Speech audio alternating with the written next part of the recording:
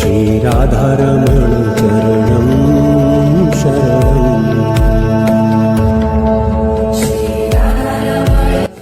जब आप दरबार से जुड़ते हो तो दरबार आपकी तमाम गंदगी, जन्मों जन्मों की गंदगी को नष्ट करता है, पितरों को मुक्ति देता है, काल सर्प दोष काटता है, तमाम रोग और कष्ट काटता है, तमाम आपके कर्म भोग काटता है, वो जो आपके आगे होते हैं जिनके कारण कष्ट हो रहे होते हैं।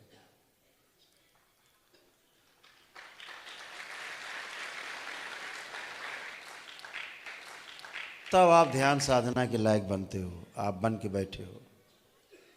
दरबार से जो लोग नहीं जुड़े हैं, जब वो ध्यान और साधना करते हैं तो दूसरे लोग शरीर में होते हैं, उथल पुथल, ऊपर नीचे, दाएं बाएं, उठा पटक करते रहते हैं। कोई ध्यान साधना नहीं हो पाती, सब झूठे प्रोजेक्शन। मैंने तो देखा है एक बहुत बड़ी परंपरा है देश की, उसका नाम नहीं लेना चाहेंगे, उनका मान गिरेगा। मान हो तो गिरेगा, खैर एक कहने की बात है कि मान गिरेगा। वो भक्त उनके बैठते हैं, वहाँ चढ़ो ऊपर चढ़ो करते रहते हो, और बाकी सब जितने बैठे होते सब पेशी ले रहे होते, हा हा हा हा कर रहे होते। वो बताते हैं ऊर्जा चढ़ रही ऊपर। अरे भैया, ऊर्जा पहले कोई चढ़ने तो देगा तब तो चढ़ेगी। पहले कुंडलिनी तो सक्रिय हो, कुंडलिनी गायब हैं। मनुष्य की जगह दैत्य बने हुए बैठे हैं, दैत्य शरीर बन गए हैं।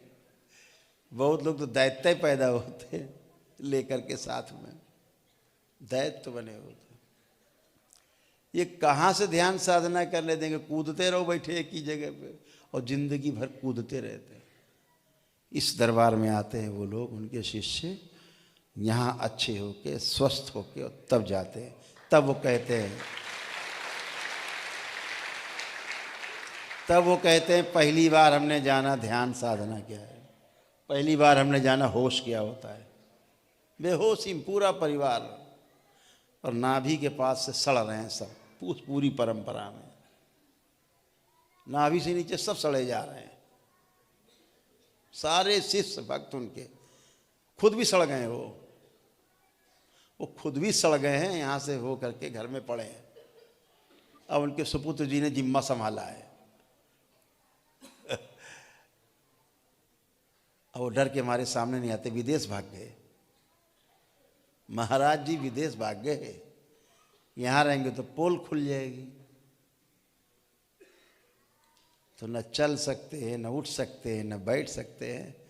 और महाराज जी ने इतना बड़ा योग कराया पूरे देश में, इतना बड़ा सबको ध्यान साधना कराई है। तमाम पत्थर ईंटा इकट्ठा करके ले जाओ, घर में क्रिस्टल है, अभी से आएगी शक्ति आएगी, जाओ। इतने यंत्र बना के घर में चिपकवा दिए हैं, सबके चिपके हैं यंत्र। ये हाल ऐसी ऐसी गुरु परंपराओं का है जो मनुष्यों का जीना दूभर कर दिए हैं। स्वयं मर रहे हैं, और लोगों को मरने के लिए तिल तिल करके, तड़प तड़प के मरने के लिए बाध्य कर दिए।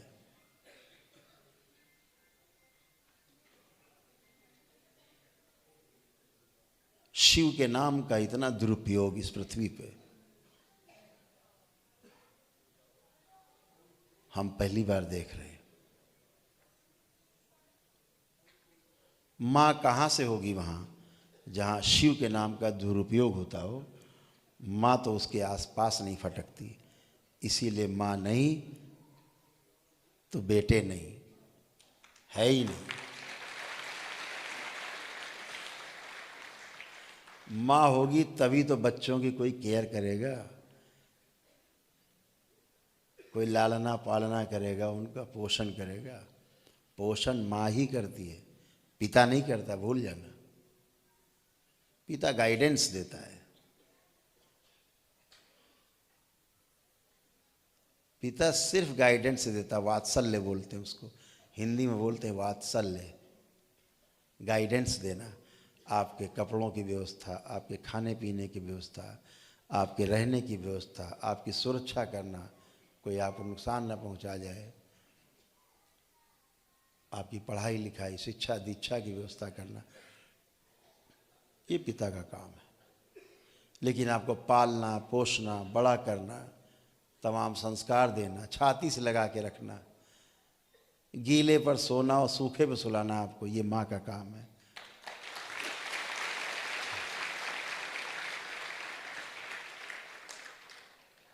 पिता आपको सूखे पे सुला तो सकता है गीले से उठा के, लेकिन आपके द्वारा गीले किए गए पे सो नहीं सकता।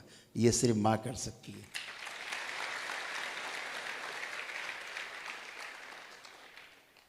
तो जब माँ नहीं तो फिर कुछ नहीं।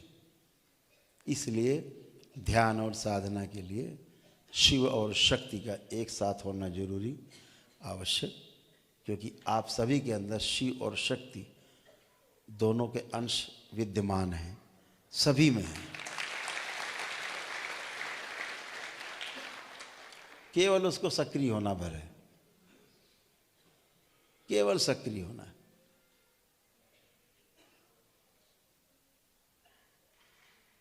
तो ऐसे ऐसे जगह से आप सब भी जुड़े रहे हो, बहुत जगहों से जहाँ खूब गंदगी बटोरी, जीवन भर गंदगी बटोरते रहे, माता पिता, उनके माता पिता, आप कष्टों में जूझते रहे। जब दरबार मिला तब इनसे मुक्ति मिली, और तब आज आप शुद्ध होके, पवित्र होके बैठे हो, करने के लिए एकदम फर्स्ट क्लास तैयार।